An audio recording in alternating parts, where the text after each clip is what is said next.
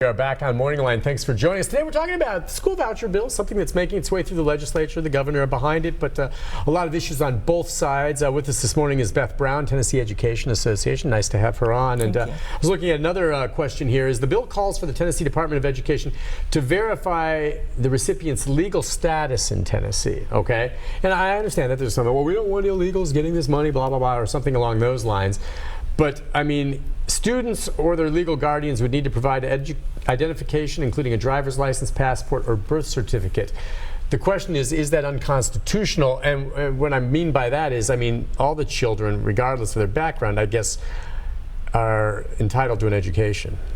So I'm not an attorney, so I have to be really careful about opining on that. I will say I noticed in the news earlier this week that there was a representative who asked the Attorney General to weigh in, and he declined to do so. Right. And I would also say that as a public school teacher, I know that I have to educate every single person who walks into the door, right, where I'm not allowed to ask those questions. So again, I'm not an attorney, so I don't want to step in something there, but those are two things that I do know for sure. Well, the Supreme Court's ruled that students who enter into the country illegally cannot be denied a public education. And so if they would be denied access to their families, and I know a lot of people would object to that perhaps if they're not here, that's another issue they'll have to talk about, I guess. We'll see how that works out. Let's go next to Paul. Paul, good morning. Hi, Paul. Hey, good morning, Nick. Good morning. How you doing, my friend? Good. How are you, my friend? All right, good. Good morning to your guest there. This is an interesting topic, Nick. I haven't really looked into this bill much. I do look into stuff like that. And first of all, I'll say this. I am for improving education in Tennessee across the board. I'm for that. I think the future of our country, the success of our country, is largely based on our young people getting a solid education. I've always been that way. I'll always be that way. But,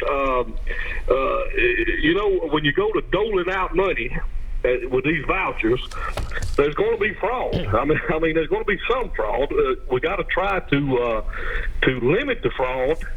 But when you go to giving people money, there's going to be some fraud in it. I mean, that's just how it is. So you'd have to watch that. Now, as far as this program, look, Nick, my friend, if this program is designed in some kind of underhanded backroom way to sap money from the public education of the public schools, then I'm sorry to say, in some form or fashion, this is going to pass. Because I'm telling you, I know it's state legislature. I think, Nick, as far as trying to help the people of Tennessee, I think this state legislature is one of the worst we've ever had in the history of the state of Tennessee. They're more concerned about somebody having the right to open carry and carry a gun in a bar. I mean, that's what they're more concerned about than helping the public education system in the state of Tennessee. So I believe that if it's designed in some kind of way to sap money from public education instead of improving public education, in some form of way, this bill passed. I hope I'm wrong. I hope this is actually designed to help people. But my friend, I have my doubts. And thank you for my call. God bless you, brother. Always good hearing from you, and I appreciate what he said there. I guess the money, the $75 million to start with over the first 3 years, that's not money actually being taken out of the current budget the state provides to education, is it? So, first of all, Paul, I appreciate the call, and I appreciate your commitment to seeing public education improved across the board, and I certainly would like to share some ideas on how we might be able to do that. As far as the $75 million, what the governor is proposing, and I would say actually he's already diverted $25 million to hepatitis C treatments in prisons, so it's actually gone down. But it's the money would continue to go to LEAs, to local districts, for a couple of years, and then once the program's implemented, by year 4 of this program, school districts would be responsible for paying their portion of the BEP, which is our school funding formula. So this is going to this will cost districts money, and districts are going to have to make some hard decisions about how to do that. Wait. So is the money coming out? I thought it wasn't coming out of the BET. So These first few years, the governor has said that he is going to continue setting aside some money, but these are going to be one-time funds. Okay. After the 3 years pass, by that fourth year, the school districts will not be receiving that money for students who've taken these vouchers anymore. And so the state will submit their part of the school funding formula onto the debit card. The state portion will go, and then the locals will have to contribute their portion of the school funding formula for students who are taking the vouchers. So what's going to happen is locals will be footing the bill for this, and so they're going to have to figure out how are we going to continue to operate our schools when we're having to give, put this money that was being used in our public schools onto these debit cards. So there are a couple of ways they could do that. They could raise taxes. They could cut staff, which is ultimately going to cause class sizes to increase. Yeah. They could cut programs. One of the things that I do really appreciate about Governor Lee is his commitment to career and technical education. I know that I'm from a rural district, and we have a great career and technical education department, and that's something that's really important. But in Tennessee, that's not tested, and we as an education system in Tennessee, the state has said that testing is important and it's the priority. So if you've got programs that aren't tested, they're going to be on the chopping block when you're having to make hard decisions about keeping your schools open. You talk about losing music and art and librarians. Talk about not being able to provide nurses or school counselors. Talk about the educational assistants who are providing that necessary one-on-one instruction for our most challenged students. They are going to suffer from this because those cuts are going to have to come somewhere, because locals are going to have to make up the balance of that money. So this idea that it's not going to cost local school districts anything is certainly not the case. And I really appreciate Paul saying that we should be focusing on improving public schools across the board. Instead of diverting monies away, let's talk about solutions that work. We have an ever-changing student population. Their needs are changing. They're much more complex than they were when I started as an educator. And so let's focus on mental health services and physical health services, making sure that our kids are fed, that their basic needs are provided for, and then we can really focus on the learning stuff. Okay. All right, let's go next to Greg. Greg, good morning. Hi, Greg. Hey guys. Hey Greg, what's on your mind?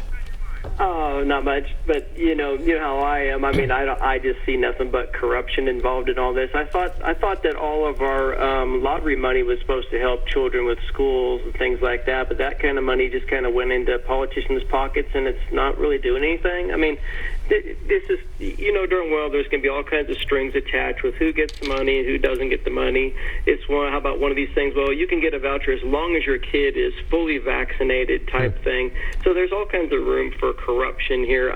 I think he needs to just leave it alone, quit spending money, and focus on maybe just fixing the roads around here. And, like you said earlier, that everybody has a right to public school. So that would mean you have a right to send your kids to public school without getting vaccinated.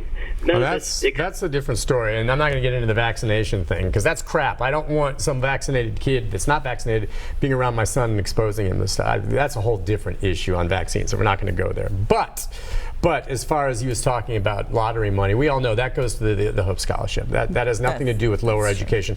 It's all higher education. But again, I know that Greg oftentimes is wary of anything with money when it gets this big, that he suspects there's going to be some kinds of, if not corruption, money not going where he expects it to. And I think a lot of people may agree with him on that. It's so big, how are we going to verify there's not fraud? Well, I think that's a widespread concern. It's a concern of me personally, and I know it's a concern from the Tennessee Education Association. Yeah. Are you vaccinated? Yes. Okay, just want to make sure. Yeah. If I'm sitting next to you, I want you to be vaccinated. I'm vaccinated too. Okay. I may go get vaccinated tomorrow just for the heck of it. All right, let's go next to Tom.